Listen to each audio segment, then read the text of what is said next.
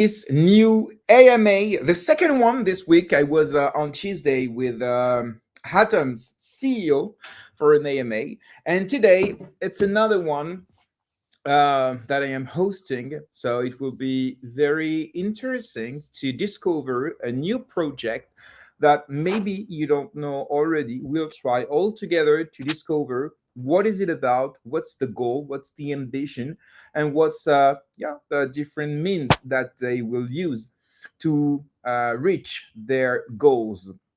The project is timeworx, and today I will receive Radu Marin, who is the co-founder and COO of timeworx, and he will be answering all of our questions for over an hour. So please note, and it's very important, that the questions were not sent in advance to our guests, and you can submit your own questions in the comment section at any time. The two best questions will be chosen and will share $50 in crypto at the end of the show. So ask your question in the comment section. We'll choose the two best ones and they will win $50 in crypto. You will have to follow me on Twitter and to comment under the link of the show on Twitter to be eligible. So before we start and before we receive our guest of today, don't forget to retweet and to like the show on Twitter. Also, activate the bell if you watch us, if you're watching us on YouTube. And yeah, show us your support in the comment section, tag your friends, and yeah, send us some strength.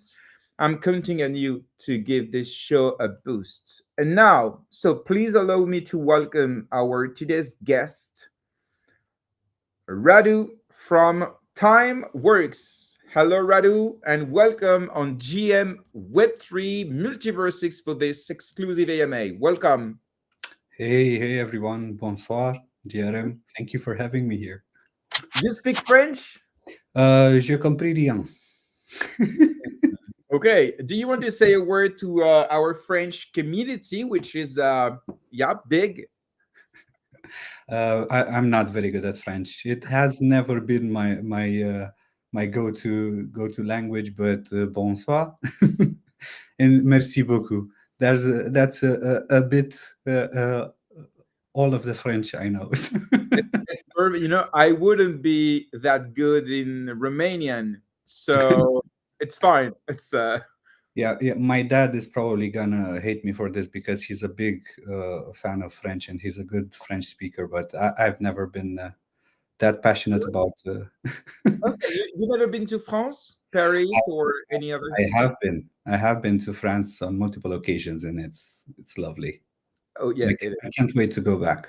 okay, okay. Let's meet there when you come. Let me know. I live near. So yeah, it's a pleasure to have you. I think we already had an interview together a few months ago, Yeah, and now we did. you. Yeah, sorry. Go ahead. No, we did. We did quite some time ago, and I'm glad to be back here. So You've been through a lot of things since, so yeah, we'll try to figure out. But of course, people that are here with us don't know you, maybe. So we'll start from scratch. And yeah, so first of all, can you tell us a bit about you, your background, and yeah, how maybe you discovered cryptocurrencies, Bitcoin, and maybe EGLD, or I don't know. So tell us about you a bit, please. sure thing, sure thing. So first of all, hi everyone. I'm Radu. I am a co-founder, one of the co-founders and COO of timeworx. My background is in software engineering. I've been doing this for quite some time. I think I'm running on 14 years now. Started in mobile, did a lot of mobile, was one of the first mobile engineers. We started back in 2010, a few of us. So yeah, we still remember the days when you couldn't take a photo because your phone ran out of memory, that kind of stuff. Um, One thing I think a lot of people don't know about me is that I always keep one foot in academia and the other in the industry. And I've done this throughout my career. So, aside from being a software engineer in startups, in corporations, and so on and so forth, and now in my own startup, I'm also a lecturer at the University Polytechnic of Bucharest. I did my PhD here, and I'm currently teaching a new course starting this semester, which is on decentralized app development.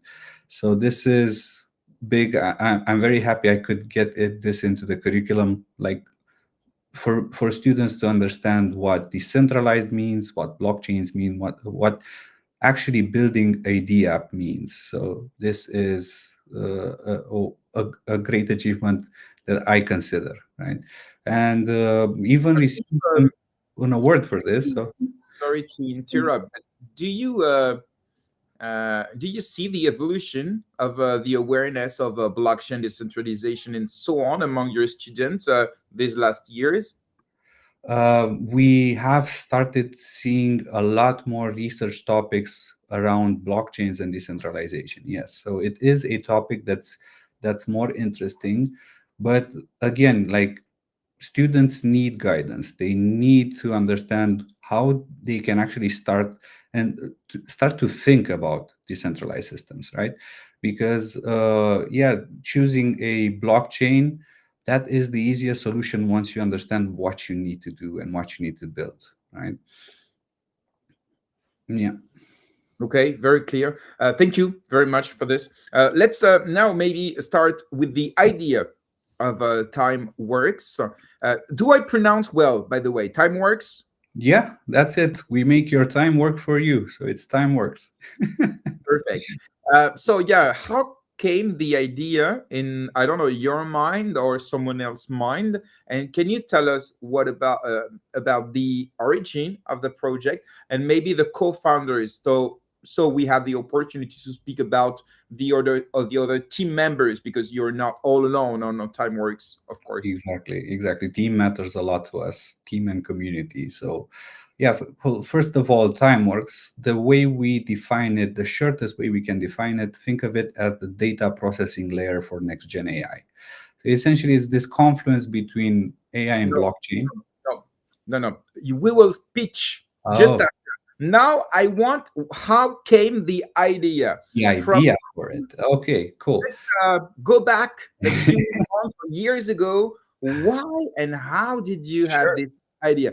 After, don't worry, I will ask you to pitch in a. No worries. Okay, No let's go. worries. Okay. So it was a cold winter evening. Oh, okay.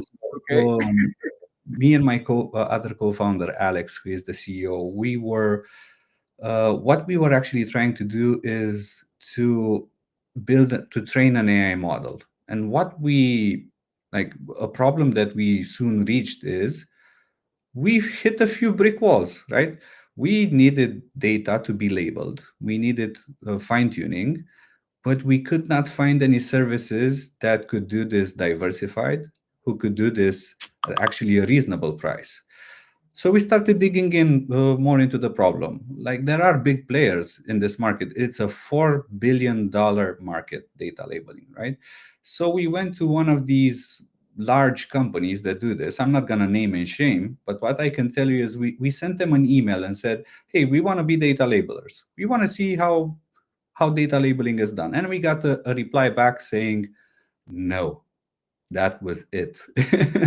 So you can imagine that we hit this brick wall where we found this extremely centralized space where digging more into it, we've seen how it's starting to become this giant big tech industry that's pushing data labeling into, I don't know, poorer countries. We're losing diversity. We're losing a lot of, we're gaining a lot of bias in this data.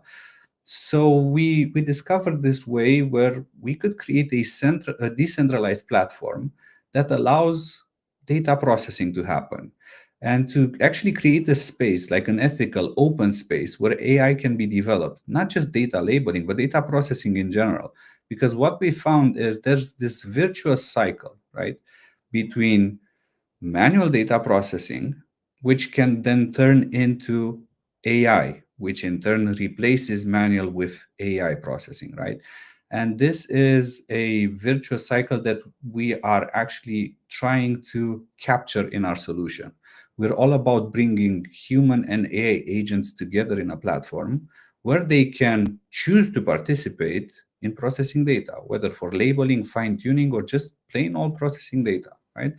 And this all came out of that dark evening where we were trying to train that AI model for sentiment analysis on social media posts, right? Um, and that was it. And this was for crypto. We were planning on building something for crypto, and we hit this brick wall. And it's nice that sometimes we hit these walls and we uncover gaps in the industry and we pivot towards them, right?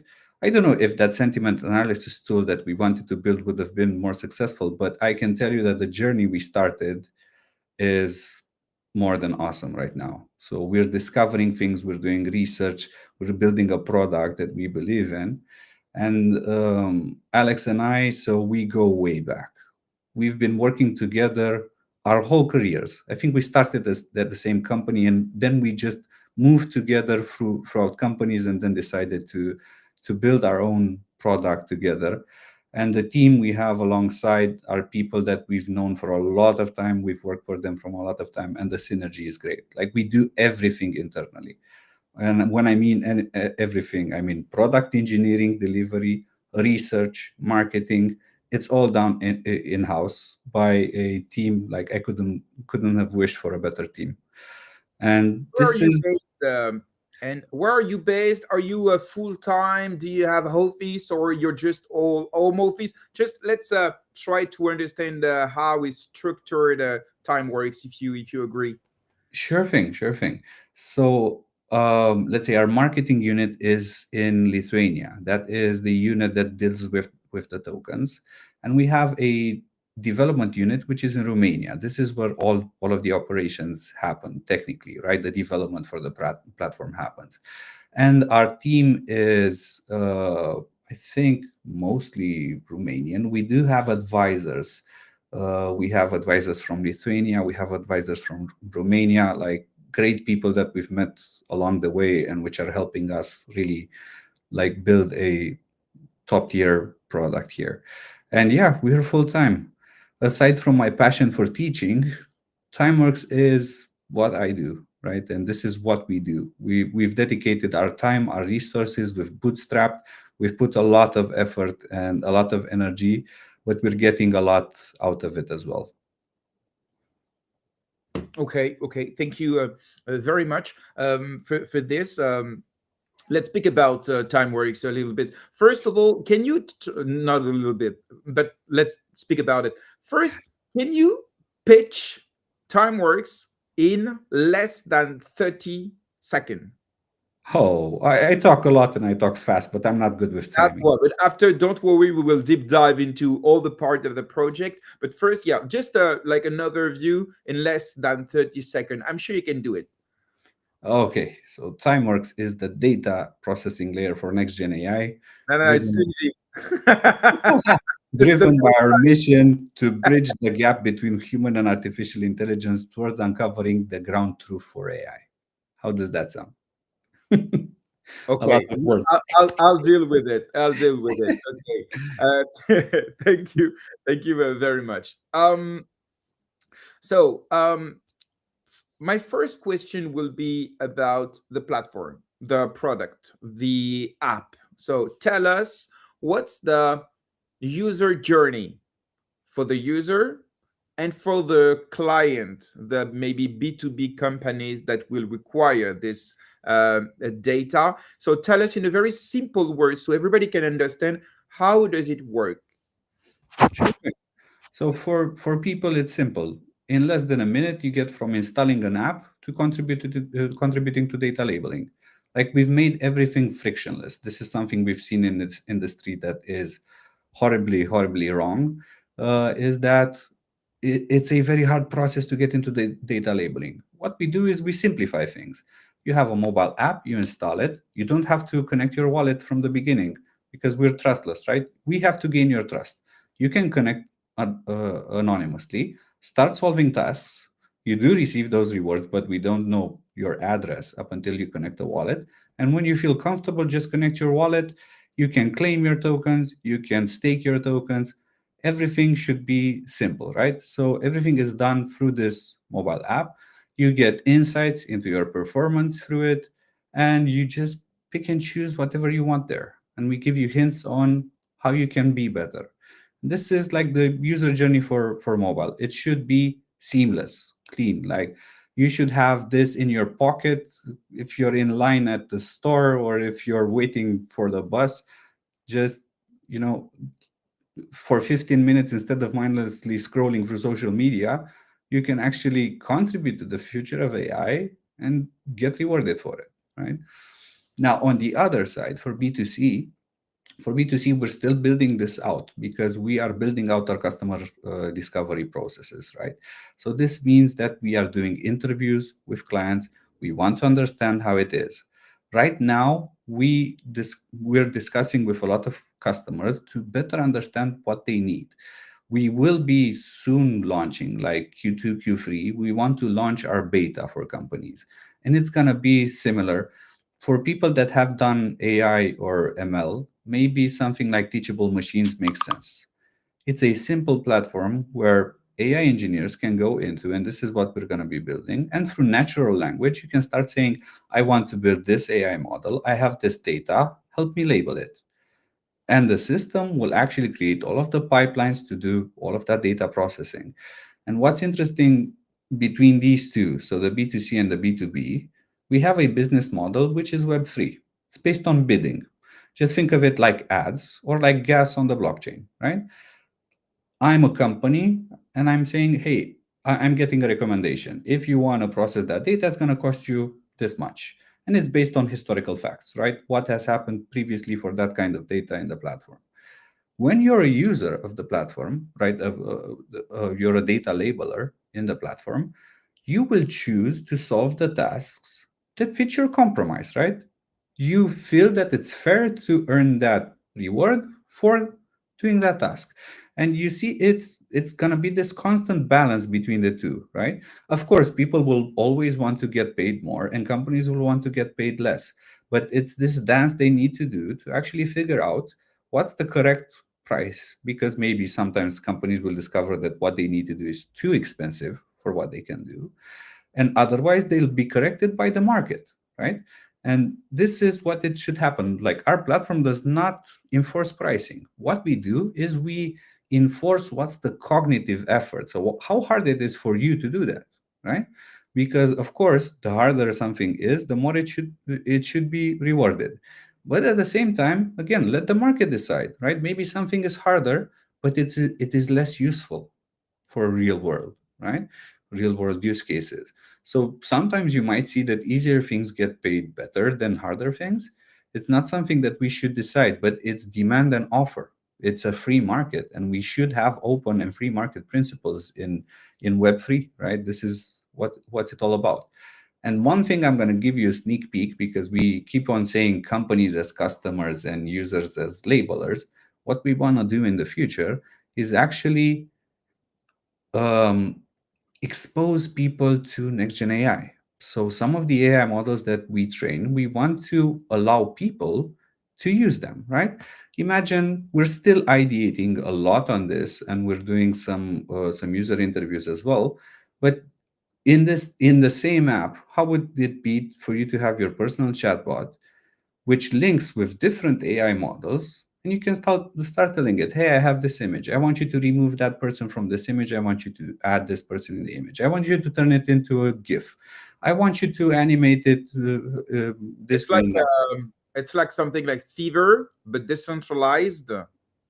And Something like that. But essentially, you'd have in a one-stop shop for AI. So at the same time, you can contribute to AI, and the rewards that you get, you can use them back and process your data in the way that you want, right?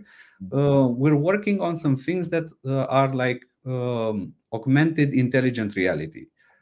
In the same app, you could start your camera feed, and it could provide you with intelligent augmented reality, right?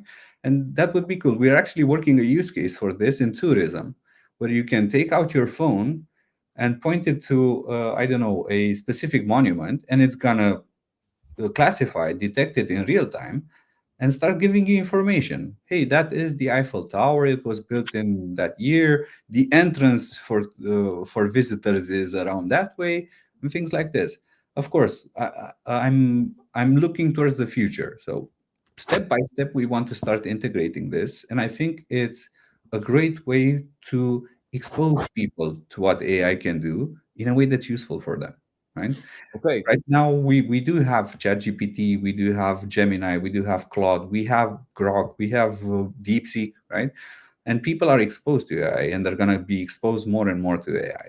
But at the same time, we need it to be integrated with a lot of things, right? And ChatGPT is trying to do this, Gemini is trying to do this, but we should be decentralizing this, right? Allowing anyone to enter this space and be able to offer their AI models for you to use. Okay. Thank you very much, Radu, for this complete answer. I'd like to speak about blockchain now. You launched Timeworx on MultiversX originally, and after you opened to Injective. So, can you tell us about the choice of the blockchain, the original one, after what you decided to move or open? You will explain what's the strategy behind, and after the third part of the answer, and of course take your time, of course. What's your ambition in terms of omni-chain, cross-chain, inter-chain interoperability, or whatever you call it? uh, Mhm. so yeah, like a chronological between, yeah, MultiversX, injective, and the future. Take the time to answer. Okay, perfect. So for us, what has been very important and what we planned, actually, this was planned before we launch, we want to be multi-chain, and we achieved this. So we wanted to be multi-chain from day one. We started with MultiversX. Like we had experience with MultiversX, and we've known them for quite some time, like close to their inception, right? And we've used their technology, and it's awesome. So we initially built timeworx on MultiversX, and this has been great, even attracting the community. We knew a lot of people in the ecosystem, so this has been a very good starting point. But what's important for us is and what we realized, that we want to shift data labeling from currently how it's done, like thousands of people doing 8 hours a day. And I don't know, JRM, could you do this 8 hours per day? Like process data for 8 hours per day. Would you ever consider doing a job like this? No, I am not a Philippine habitant. Okay. Imagine there are people who do this 8 hours a day. I tried doing it more than 1 hour, and you go a bit insane, right? Because it's repetitive work, and you can imagine that the more you do that work, like imagine doing the 8 hours, of course that you're not going to be productive, of course you're going to be making mistakes. So we want to shift away from this towards a direction like 15 minutes per day for millions of users. And if we want millions of users, it means that we need to be able to scale, right? So we started with MultiversX and began our expansion. We then went to Injective. With Injective, we started working a couple of years ago, and we have a great relationship with them. Like their team is awesome. Their tech is very good as well. There are a lot of discussions and about partnerships between MultiversX and Injective, and I think we've all seen them at different events where this has been discussed. So, of course, we wanted something that would be bridgeable easily, and at the same time with great tech. And we discovered Injective as an awesome team, so we expanded there. From our point of view, we're not moving anywhere; we're expanding, and we will continue to expand. What we wanted to show people, like before we launch, we have the technical capability to actually do this, right? And we understand how to do that. Imagine from Injective, they're in Cosmos, and it's easy to expand into other Cosmos chains. There are other blockchains that we're looking into, like Solana. it's all about like creating that trust within these chains and growing our community in the way that we have been doing organically. Like we are attracting people that actually want to contribute here, and we've found great people in these communities that understand what we're doing, they believe in our mission, and they actually enjoy the app. Like I'm gonna give you like a small spoiler from our metrics. There are like 1,000 monthly active users that spend more than 20 minutes per day doing that. And I feel like this is commitment, and that's what we're committing to this project. We're committing to this community, but at the same time, we expect commitment from the community. So, as for your question, we will always plan to expand, to reach out to other people, and then educate people outside of Web3 and bring them in. This is what my course is all about at school too, right? Educating people in what decentralized means, on principles, on the ideas that should be driving products in this space. Yeah. And we want to include educational modules in the app. Okay, And let's keep at blockchain and interoperability. We'll speak about the content go-to-market strategy on which you'll be able to speak about educational okay. content. Don't worry. But let's keep at blockchain thing. We know that Injective and MultiversX spoke in the past. I don't know if something happened. I don't know if I don't think so. We have a breach at the moment. But anyway, do you have any a goal between MultiversX and Injective in terms of interoperability, bridge layer, or something like that? And what's second question, what's the next ecosystem that you're targeting? Solana or maybe others that could bring more users and customers, of course, also. Mhm. So, in the sense of bridging, we implement that, right? So, this is something that we've done, we've committed to it, and we will be releasing a tool so people can bridge between the two, especially in our ecosystem, right? We don't deal with politics of blockchains. We are a decentralized platform that runs on both of them. So, we need to ensure that we are capable of doing that. So, we are building uh, uh, this tech, right? So in terms of interoperability, we're not worried because what's great about being multi-chain is this ability to be scalable, right?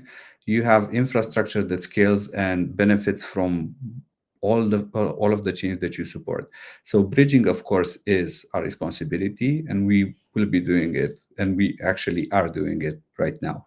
So it's we don't always have to rely on the blockchains to do everything for us, right? We're builders. We should be able to build. We do have the building blocks for doing it, and I can tell you, it has not been a hard endeavor to actually do that bridging. Now, in terms of the direction where we're expanding, we have not yet made an executive decision. But as I said, we are looking at the Cosmos ecosystem, and we are looking at Solana. And yes, in previous discussions, I've seen a lot of talk about this trifecta between MultiversX, Injective, and Solana. I would be extremely excited to see more official news about it. And of course, tooling. If the blockchains deliver this tooling for us, we don't have to implement it. If they don't, we build it. It's as simple as that. Okay, perfect. Thank you very much for these answers. Um, what's your relation with the Multiverse core team or the project community? Because most of my community is from Multiverse, and yeah, I'm sure they want builders to build things on it. So yeah, what's your relation? Do you have any project with other project like partnerships or something like that? Or are you focused on the next blockchain that you will integrate? What's your yeah? Okay, so essentially the relationship we have is builders on that chain. So we have met and we have discussed with engineers from MultiversX, and we have pretty good discussions with them. We've received feedback, we've incorporated that feedback. We are essentially a startup building on MultiversX. Now, with other companies, yes, there are relationships that we build, but right now we really focused on our product, right?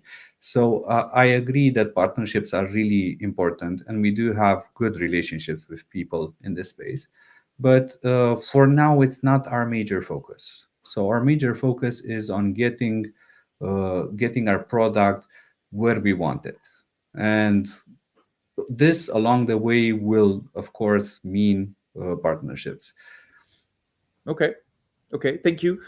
Let's speak about competition, because we can see like application to create, provide, also to control, to how do you say in English? Just give me a second. Um, the data that you're creating or providing, you need to control, but the integrity of the data, that the data is qualified, the qualification of the data. So we can see that this kind of application are flourishing in the space. So what's your difference with the others? And of course, we cannot not mention Tada, which is a project pretty close, or not, you'll tell us, as yours. And what's the difference? Because we can see in the audience people from Tada that I really like. They're really, really cool. So is there any difference? And if you allow me, when people are asking what's the difference with Tada, I say, I think, but you know what the co-founder will answer, you can do more types of quests on timeworx, more different type of quests at the moment. But I'll let you answer and correct me if I'm wrong. Sure thing. Now, an important thing is that competition drives innovation. So it's good. Like if you go into a market and you don't have competition, you're There is either no very market. lucky or very unlucky. You You know can what? be very lucky. What I always say: if there is no competition in the market, there is no market. Exactly. So Yes. most likely you are unlucky and you don't have a market. So it's good that there's competition. And yes, we do have competition. As I said, this is a $4 billion industry, and it is actually poised to grow even more in the upcoming years. And this is driven by how AI is growing, right? So there is competition from centralized platforms, and we mean like massive big tech, right? Talk about Amazon, talk about Appen, talk about Scale AI, right? Our edge on these are actually the decentralization part. They are very, let's say, tied into how they do business and how they have infrastructure. Imagine that Amazon has infrastructure in all of these countries. So it's overly like they are certainly on a path that they started multiple years ago, and it's hard for them to pivot. I get that. You reach a point in time where you're not a startup anymore. Pivoting means probably firing a lot of people and hiring a lot of other people and things like this. Now, in the decentralized space, yes, Tada is competition. And what's nice, we've had discussions with them, and they're pretty cool. Like we see points, common pain points, we see differences as well.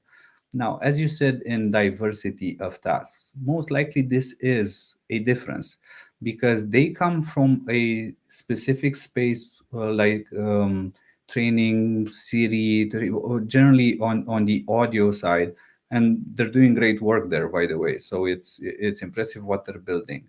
From our point of view, we've always been general purpose, right? And this is something that we've experimented a lot, and I think our users like this a lot. We are playing around with a lot of data sets just to get a better understanding how we can expand this market and the needs that we have there. Because, of course, we can offer a lot of functionality, but in the end, it matters who buys it. And of course, we're going to go towards case studies that are more relevant for the services that we offer. But we've seen interest from companies in what we do in computer vision. We've seen interest in companies for RLHF, that's reinforcement learning from human feedback. We've seen, so this is why we diversify, because we discover the potential that we can get out of this. And that's why we're expanding into the academic space. And we can, if you want, we can talk about it later or now. But Later. the Let's stay to competition because we have a competition, question yeah, in the audience, and I'll take it because it's about competition. sure. Uh, Tada has human producers and auditors, so producers of data and human people that will qualify, audit the data. Is it the same on your app, or is it different? Because we understand that you're also using AI. So can you tell us about it? It can be very interesting. Sure thing, sure thing. So we'll have to separate this a bit so you understand the both processes. But what we do in terms of decentralization, if you, GRM, give me a photo and say, I want it processed in a specific way, I'm not sending it to one person, the same image. I'm sending it to 7, 9, 13 people. And afterwards, I gather all of those and do a decentralized consensus, mathematical consensus. And there's a lot of math there because think of all of the tasks you mentioned, right? And all of that math says, okay, we run consensus on that. So maybe this is a slight difference where in Tada, if I recall correctly, it's produced by one person and then validated by three who run the consensus, three, five, seven, whatever, right? For us, it's directly the processing itself is decentralized and it is replicated and then we do consensus. But what's nice is, as I said, we're general purpose and we are strong believers in reusing things. Validation is just another step in our pipeline where we can add another block and say, after this has been processed with replication and consensus, we can run another block, another task that says, hey, verify if that was done correctly. And again, this is distributed to a crowdsource and then run consensus on it. So essentially, we want to offer a lot of control for whoever uses our platform, and they decide how do they want it, how they control the replication factor. Because you can imagine, at some point in time, more replicas don't necessarily bring benefit, right? So people can play around and see, hey, do I need consensus of 5 people, 7 people, 9 people, whatever? What gives me better results for the actual money I pay for those services? Now, um, and this is something I think different from all of our competition here is that we have designed everything to be like a pipeline where you have a task and its output goes to another task, but it can split up into other free pipelines that can later merge and so on and so forth. Because imagine data needs a lot of stages to be processed. I'll give you an example. We had this use case for receipts, right? People wanting to extract information from receipts. So we had a pipeline. What's interesting here is that this customer came to us and said, hey, I want to train an AI model to do this. And said, oh, great. Give us what data you have. How many pictures of receipts do you have? And they said 50. And we said, okay, 50,000, 50 million, 50 what? And they said, no, just 50. And we laughed because you can't do anything with 50 pictures in AI. You need a lot of data. So we discovered another interesting use case. We can actually produce that data with people, right? Reward people for producing data. So people can actually get rewarded for taking pictures of receipts. And imagine those receipts are essentially garbage for a lot of us, right? You take that receipt and you throw it away, but before you throw it away, why not get some rewards for doing that? So created a pipeline. First, take a picture of receipts, then validate that it's a picture of receipts, then rotate it so that it's upright, then crop out what's not interesting, then identify where the data is, and lastly, extract the data out. This is something that you can easily do in timeworx because this is how we thought about it, right? Now, moving on to the AI side, and I think this is interesting on consensus there. So how we see consensus, you can think of it as similar to proof of stake. You are an AI company, right? You want to build an AI model and you want to monetize it. What we do is we offer you a software. We call it an AI agent node software, where you can package up your AI model and bind it into the data processing protocol. But you also need to have a staking pool. You need to put something into the system, your trust, right? That your model will not be misbehaving, or if it is misbehaving, you have something to lose, if you do that, right? And now imagine that multiple AI providers do this. And now GRM comes in and says, hey, I want to process this image. It doesn't get sent to one AI model, it gets sent to a cohort of AI models. One of them is chosen as the leader of the cohort and proposes a prediction because, by the way, AI, the only thing it does, it proposes predictions or inferences. What the other AI models in this cohort do is they validate the output of the first model, right? We don't want them spending, all of them spending time in doing the inference because that consumes a lot of power and we need to be power efficient in what we do. But they do need to mathematically validate it because most of these inferences are usually reversible. So they can check, is this a correct inference of that?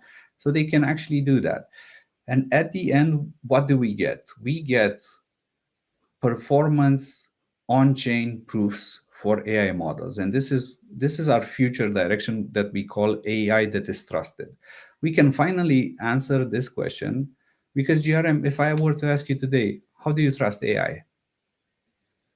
I actually don't. Bingo. Okay. Do you use it? Yes, I do every day, but I diversify my sources and I always control the Okay. information, of course. Okay. If you want to do a social experiment, go ask 10 engineers how can they express trust in AI. And I can tell you you're gonna get 10 different answers or maybe some shoulder shrugs or something like that. Because the truth of the matter, right now, aside from what research is doing with benchmarking, we don't really have a way in which we can define trust. What we want to do and what we're building, slowly building out, is being able to decentralize this and actually create trust. Because imagine when you have proof of stake, right, for AI models, if they misbehave, they're gonna get slashed. So they always want to increase their performance. At the same time, you don't want to have only the, let's say, very wealthy AI companies having very large staking pools benefiting from this. So what we want to do is balance it out. You need to have a balance between how much TIX you put into your stake and how high performing you are, right? It's always going to be a balance between these two. So this will allow the underdog, a small AI company that's brilliant, and they maybe don't have the resources of a large company, but they will be able to gain and earn, right, monetize their models because they're good at what they do. And large companies will be able to monetize it and maybe will not be able to pivot as fast as startups can, but we will be creating a competitive environment. And I think this is one of the most important techniques in decentralization. It's competition, right? We should be competing for trust. We should be competing for better results. And I hope I answered your questions Yeah, there. I mean, absolutely, I it talk did. a lot, I know. No, it's okay. As long as it's in the scope, I'll let you speak.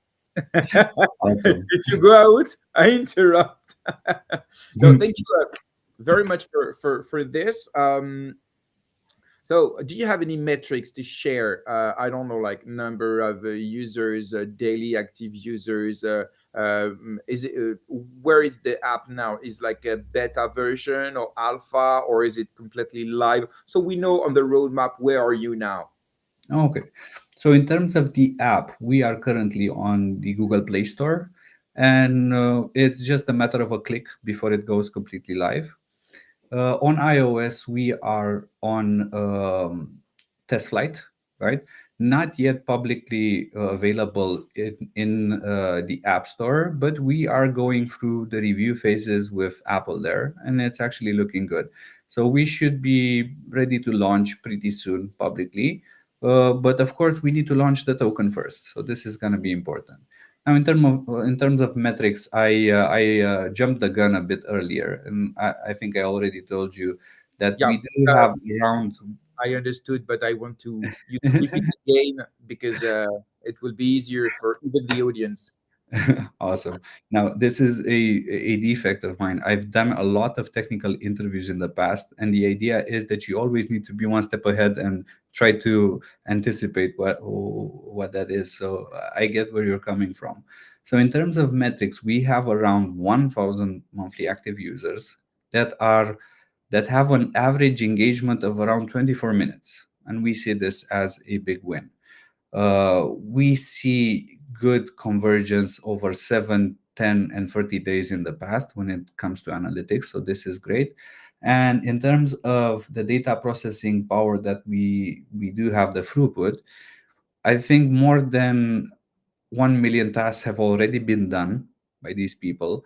Overall, I think we have around 13,000 people that have signed up for beta testing, right? Not all of them converge. Some people don't want to install mobile apps, but we do have a lot of people that have installed it, have given us that trust, and have actually connected their wallets there. We have surpassed 1 million tasks, I think, a few months ago. And what's great is that we always run, let's say, technical experiments on to better understand people. So some of the data sets that have been processed up until now are famous on machine learning platforms like Kaggle, right? We get those data sets to better understand how accurate people are. And what I can tell you is that there are tasks where people have been 98% accurate, which is awesome. Like, this is a great score to have. And of course, this allows us to better understand how people want to use the app, but also how people want to trick the app, right? It's all about compromise. If you give somebody something that's easier to cheat than to actually do the right thing, they're going to be cheating. And this is something that we always want to detect, right? We want to detect unusual behavior to see if the problem is on our side and we need to fix it, or if we need to have mechanisms there that stop people from doing that. And we've seen examples of this, like with people were tasked to take pictures of something they write by hand on a piece of paper, right? I can tell you that a lot of people try to cheat on this, and I think it's because we've stopped writing on paper, right? When's the last time you wrote something with pen and paper? Do you remember? Yeah. I don't. I really don't. So people found it harder to take a picture of something that they do handwriting with, and they took random pictures. We had pictures of feet, pictures of, I don't know, landscapes, TV, stuff like that. Of course, that's where we announced in our loyalty program that tasks that are found to be, like, especially malicious in the outputs that they produce will not get rewarded. Inappropriate, we can say. Inappropriate. Yeah, I can tell you, I'm happy we did not have any not safe for work pictures. Thank Oh, God I did not see anything that I did not want to see there. so But yeah, it's uh, okay for fit? a feet is okay, but It's okay. above the feet, sometimes you don't want to see that.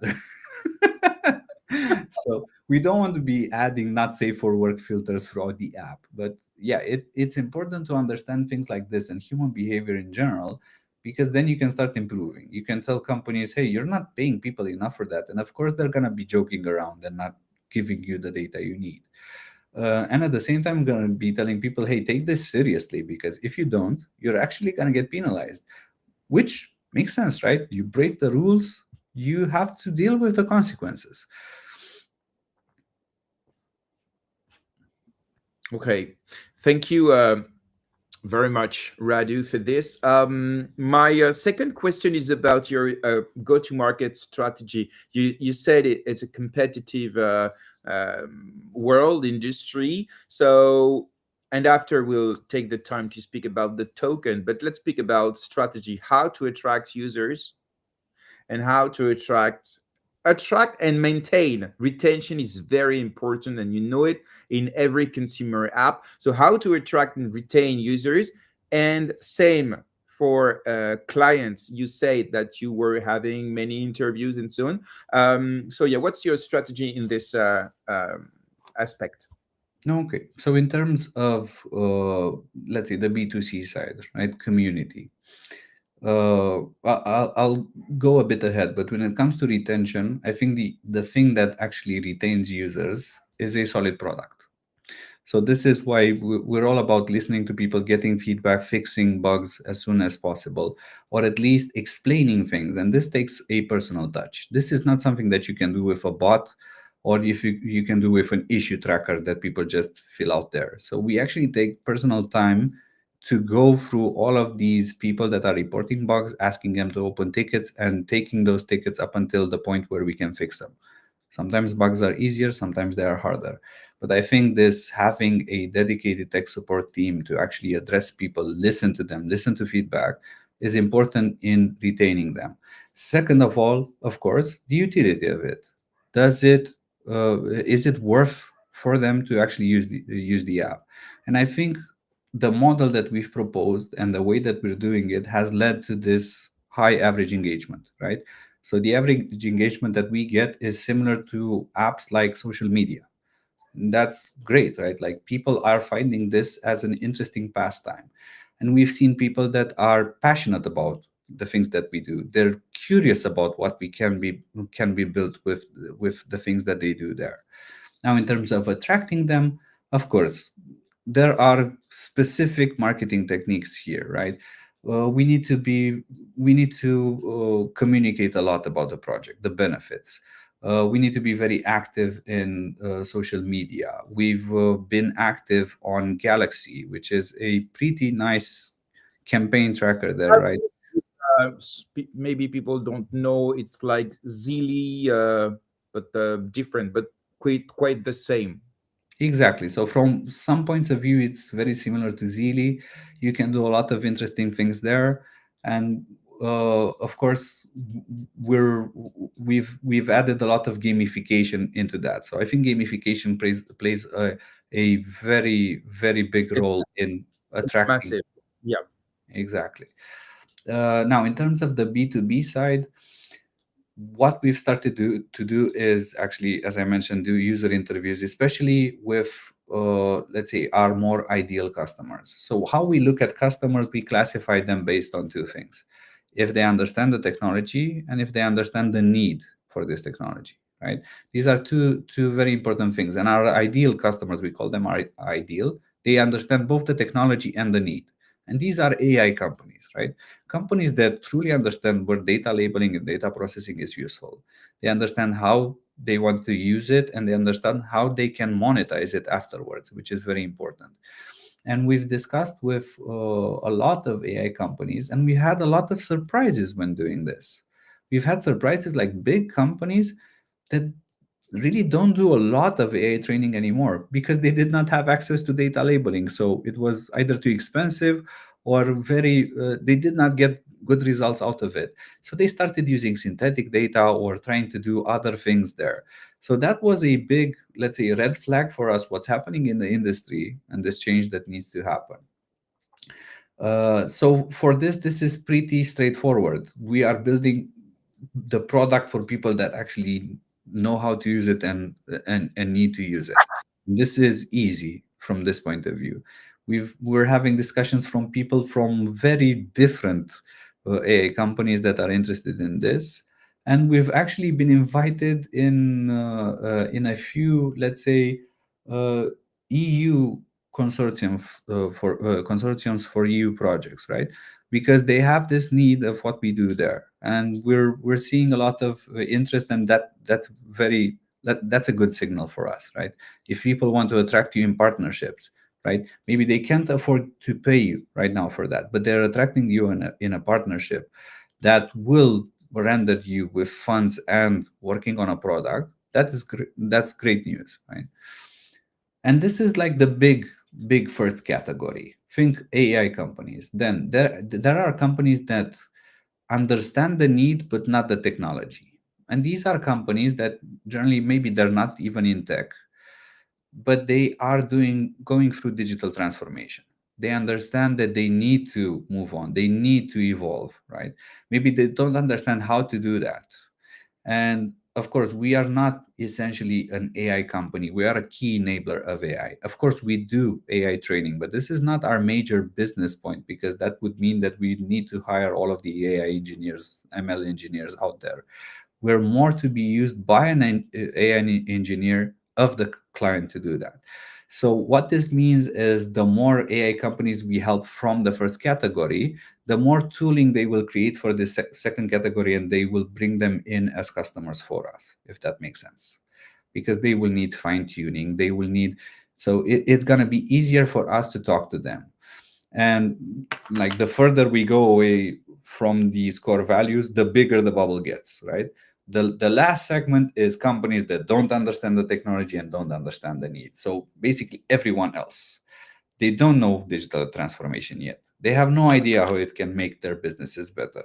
So our strategy there is to put out press releases, put out blogs, put out information that helps these companies understand that things can be done better, right? And this is all a staged approach that we take. We always want to build one stage that supports the next stage and the next stage and so on and so forth. Okay, thank you, Radu, for this. Let's speak about the token now, the TIX token. So first, can you tell us about the utility? What's the purpose of this token first? And after we'll speak about the initial allocation, a bit of a tokenomics, so people can understand why how you decided to build it. Sure thing. So first of all, the purpose of TIX is to reflect the value of data processing, right? Because if you want to process data, you need to pay with TIX. You acquire services with TIX. When you process data, whether you're human or AI, you receive rewards in TIX for that processing, right? So there is always this balance. The more that data processing is requested, the more it will be valuable, right? So this is our point of view. The more that people will need data processing, the more powerful, the more valuable ticks will be. And goes for both people and companies, right? If we allow people to use ticks to access AI models, it's the same as allowing companies to process their data, right? Whether by human or by AI agents. So this is generally how we see ticks. It is like the power horse of our platform. It's what our platform needs in order to function, and it does have a lot of functionalities there. So for people, like I said, they receive rewards in ticks, they can stake it. And in the future, the idea of that proof of stake I mentioned for AI agents is to make it as delegated proof of stake. So you, GRM, will be able to take your ticks and stake it with a specific AI company that builds on timeworx, right? And that means that AI companies will need to educate people into why they are better and why do they deserve that delegation. And people will want to learn more and make educated choices in where they want to stake their tokens. Because of course, the better the company is where they stake, like the better that AI agent node, the more rewards they will receive, right? Second of all, for companies, they use TIX to pay for these services. People will use TIX, of course, to pay for those AI models that they use. And at the Just same time, Mhm. about the customers, they can pay with fiat currency, and you will buy back the token, or they will have to pay with TIX solely. They can pay with TIX, and we're also working on an integration where they can pay in fiat. Of course, Web2 is still a big part of Yeah, the that's why industry. I think many customers will not even understand what is TIX, or maybe some people will don't want to pay with TIX. They will want Exactly. to pay with other cryptocurrencies or with just fiat currencies. Yeah, Exactly. So this is why we need to be flexible when it comes to this. Web3 is awesome, but at the same time, we need like payment methods that are seamless. If somebody wants to pay by fiat, by card, they can do it. And automatically, our integration there will buy those tokens from the market, and they will feed them into the smart contracts so they can be delivered to agents as rewards, right?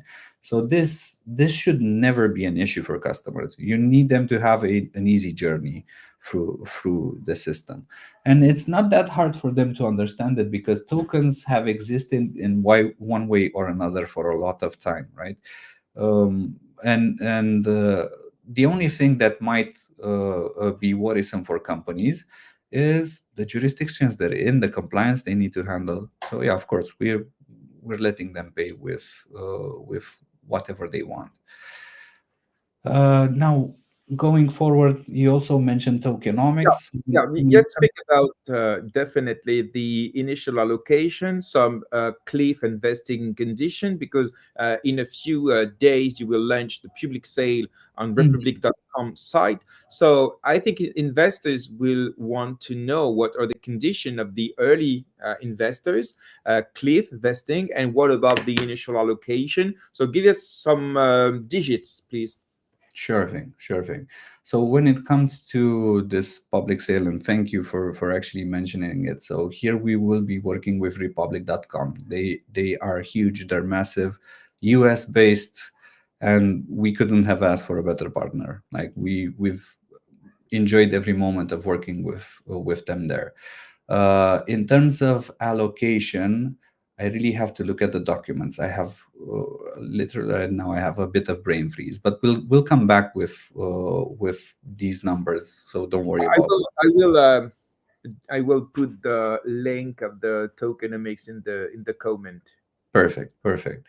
So right now we have overall we've reserved 6% for public sales, but this doesn't necessarily mean that everything will be through Republic. We might want to look at let's say a DeFi way of doing it a bit later on, but that is honestly something that it's an upcoming plan. But when it comes to Republic, we will be having a community sale. So right now, if you have head on over to our website, please fill out the registration form there because that will give you access to the community sale. I can't talk a lot about numbers, right, because of compliance right now. But what I can tell you is that the community sale is going to be discounted and it's going to be a limited amount. Once that's done, we will be kicking off the public sale. And in the public sale, anyone on Republic can participate, right? So for our community, we've organized this community sale where you have to register beforehand. You will be able to register even during the event, but I can tell you, you can get into points where uh, things don't happen instantaneously, right? So what I want to remind people is do this ahead of time. Don't wait for the last minute to do it. Like go and register on the allow list and then create your republic.com account with the same email address that you registered. That's your link between the two. If you do this, you're ready for the upcoming community sale. And we will be sharing a lot more news about it in the upcoming days. So thank you for bringing this up. It's awesome. But yes, we want to share this with our community, and we want to launch our token because we'll also want to reward everyone that's participated, right? In through airdrops in our loyalty program, and not only that, but we've had multiple campaigns just to reward our users. Okay, thank you very much for this, and I invite everyone, of course, to take the information from the white paper, from the website, from any document that you can have. You can also find a thread I wrote this week about the project. So do your research, and if the project appeal you, go and subscribe and participate into the public sale. But let's maybe speak about the next steps for timeworx before I pick the question from the audience. What's the next step? Can you share some dates and I don't know, some milestones from the roadmap for the next month? Sure thing. Exact dates I can't, but we will be sharing more information. I can say really soon. But like stay tuned because we'll have that information there. Compliance is something that we need to deal with, and I think maybe in this space we haven't dealt with it enough. But if you want to build like a sturdy company and which respects regulations, and we do, this is why we're not announcing more than we should. Now, in terms of milestones, of course, mainnet launch, this is gonna be the biggest one. Our target was for Q1, but we want to set the expectations straight. It might be early Q2. It depends on a lot of factors, and not necessarily all of them depend on us. You know how it is. Worry about things that you are in control of and look into the things you're not in control of. So that's what we are doing right now. Um, what happens after the mainnet launch? Of course, the airdrops platform that we do have, so airdrops.timeworx.io, will get updated and people will get a better understanding of when when all of the drops will happen. Second of all, our mobile apps will be launched publicly on Google Play and the App Store. And afterwards, it's something that we like to call into the big unknown. So, into the big unknown, we do have some interesting milestones there. So, what we want to do, especially in Q2 to Q3, is deploy our console app. So that's the business side of things where companies will be able. And this is going to be an interesting prototype where we want to be iterating fast based off of customer feedback. Second of all, we will be bringing in more gamification features into the app. We will be bringing in education features into the app, and they will all be seamlessly integrated into our flows there. We will be kicking off our university outreach program. This is our pledge to help universities in processing their data. We've been on the other side in universities having data and no funds to process them. Now we want to repay like universities for what they've done for us. So we will be helping universities out. And we have reserved an allocation of our tokenomics for actually doing that. Second of all, growing our customer base and building our customer discovery pipelines. This is something very important for a company to discover their market fit. So essentially, this is why we are doing the public sale. The public sale will help us fund our market fit, right? We want to get up to 7 paying customers by the end of the year. What we can tell you is that we already have one and we're working on things and we have things in the pipeline and we are getting great feedback from it. And one maybe interesting thing is we'll also want to expand the user app to also have web support. Some tasks will need more precision, and sometimes you can't get that on mobile. But what I can tell you is that we will always be omni-channel. We will always support mobile, and I think this is the future of having everything in your pocket. And I am biased. I've done a lot of mobile development in my life, but I understand why, because I do see a lot of innovation benefit in it. But yeah, biggest news yet, and the soonest thing on our roadmap is our community sale. So please make sure, do your own research, make up your own mind. But I just can't stress enough that I think this is a unique opportunity, right? We have the tech, we have the team, we have the vision, and we have the community. And I think these things are what makes a good project. It helps a lot. Yeah, It does. definitely. Okay, so thank you very much again, Radu, for your answers to all the questions, even the tough ones. Let's pick some questions from the audience. Um, mm, mm, mm.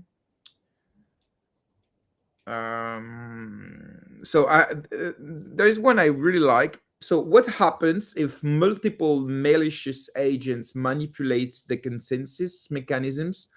Can an attack result in poisoned AI models? That is a very good question. So these are actually two different things. AI doesn't usually train AI. We call that a big problem in AI when you have AI training AI. So that can be a problem, and this with human agents as well. What would stop human agents from trying to coordinate an attack and right from this point of view? And I think this stems from the way that uh, agents are allocated. It is random. There is no, let's say, this is the beauty of decentralized, right? There is no way for them to correlate uh, what gets done. Exactly from the point of view, as I said, it's not only that people are chosen and agents in general are chosen randomly, but we have that replication factor there. Even if uh, so those are also random at the same time, right? So we have two random variables here that make the combinatorial space even bigger. So it's gonna be, I'm not gonna say it's impossible because nothing is impossible, but it's gonna be hard for them to correlate.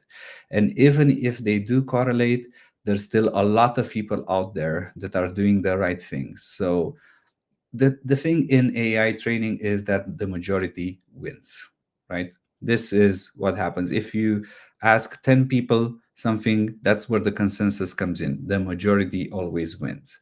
There will be cases where, of course, the outcomes of data processing will not be correct.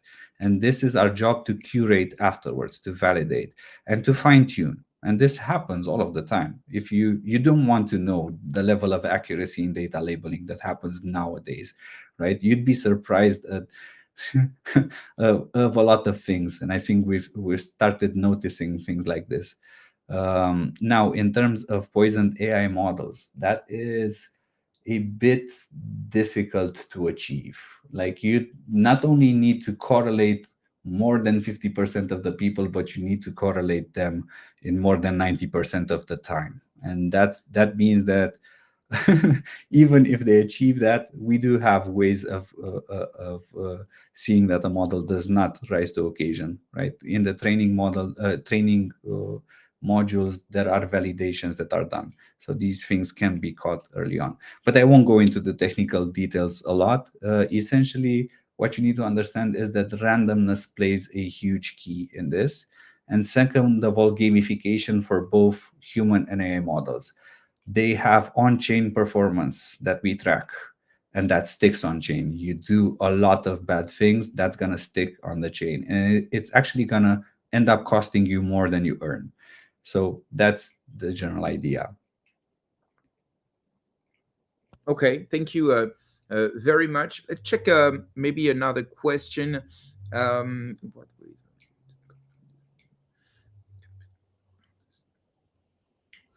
um, yeah, maybe there's a question.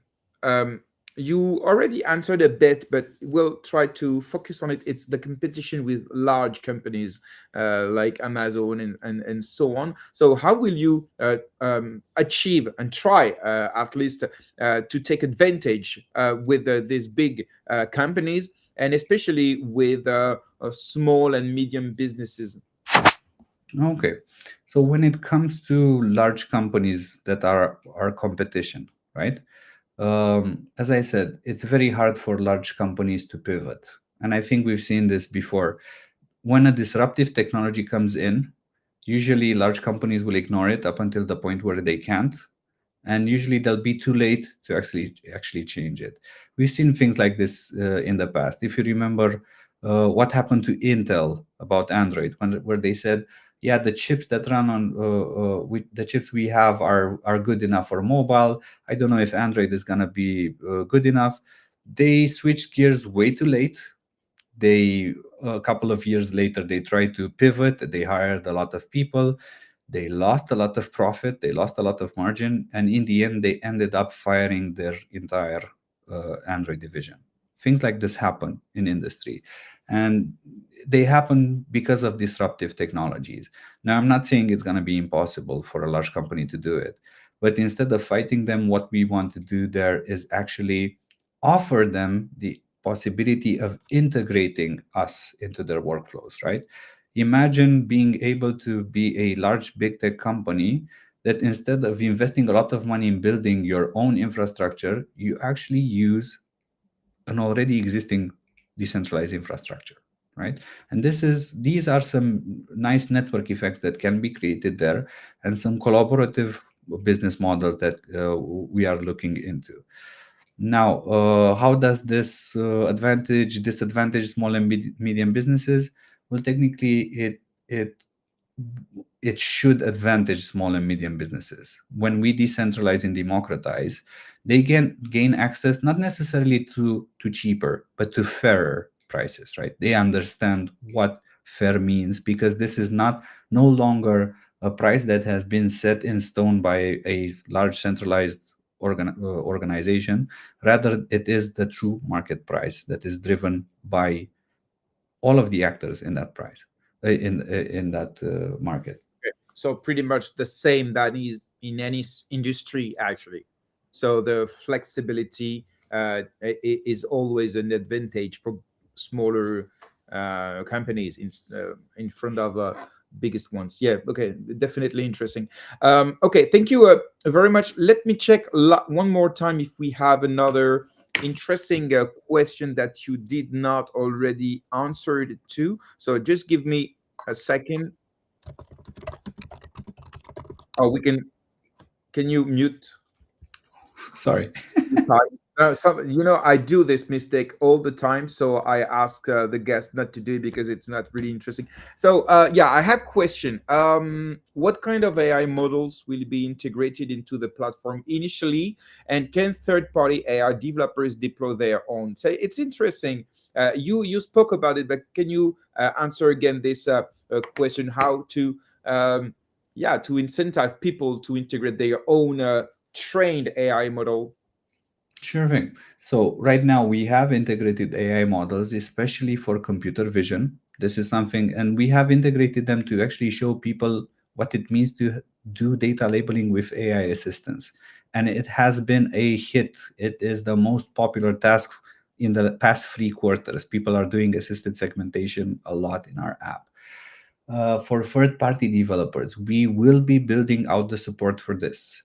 And one more thing, we do have a special allocation in our tokenomics called community projects. We will be offering grants for companies, for startups in this system, AI startups that want to train, fine tune, and then deploy their product, their AI model into our decentralized data processing protocol. So support is coming. We want to actually offer more than support. We want to offer like financial support, mentoring, and like direct interaction for them to be able to integrate, because we will be learning from them. We will be learning how to do this better so we can scale in the future. Okay, okay, thank you very much, Radu. I think we are gone. We are good.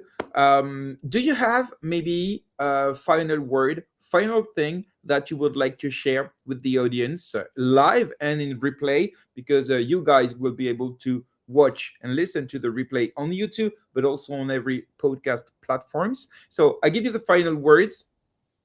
Thank you. So as always, what I can feel is happy that people are here, they're listening, and I feel grateful for people coming in here. So I want to thank you all. Thanks for your attention. Thanks for great questions. And don't forget to follow us, ask us questions. Just Where drop is in. so sorry to interrupt, but it's important. Where is the best social to come and discuss with you, with the team, with the community? Telegram, Twitter, which one is the best? We are most active on Telegram and Discord. If Okay, you're in there, we will be definitely replying. So okay. come Send me in and the link of the Telegram, please, right now, if you can, so I can share it in the comment section. It will be, in my opinion, the best way for you to continue this AMA with the team. Thank you, and I let you continue your final word. Sorry. yes. So as I was saying, follow us, come in and join the conversation with us. We're always eager to listen to feedback, to listen to how you see us becoming better, and hopefully see you at the community cell. We'll be very happy to receive our community there.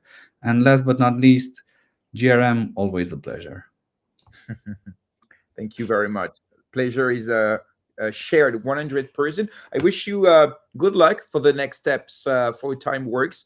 I hope you will not go too far from MultiversX. We need builders, we need people to be there. But as I always say, interoperability and cross chain is the key and is the future to expansion for companies, but also for users. Okay, open your mind and don't stay just focused on only one ecosystem. So that's what you do, guys, and I think it's a good way to do it.